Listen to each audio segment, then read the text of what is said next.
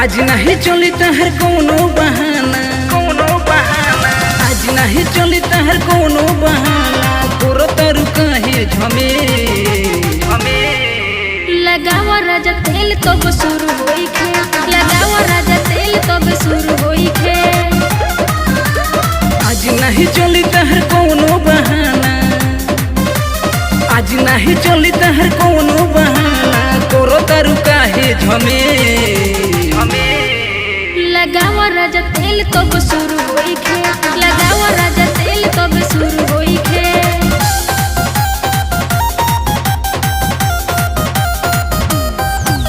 लगावा राजा तेल तब शुरू होई खे, शुरू होई खे।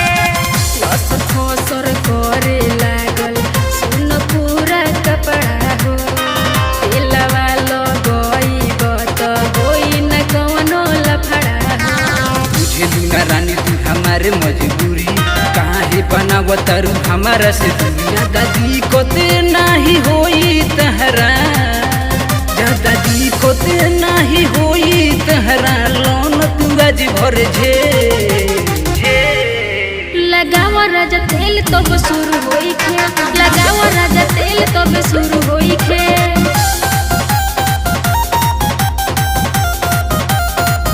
लगावा राजा तेल तब शुरू होई खे,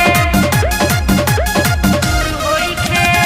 छूटेला ना जल्दी सुना कटहर के लाशा हो, रंगीला रंजन तू तो करेलो तमाशा हो। का तोही रानी हमरा इहे बा पसंद, देखी ले जब तुहरा के डोल जाला मन। सस्ता मिलता बजरिया में, सस्ता मिलता बजरिया में, लागल बाटे से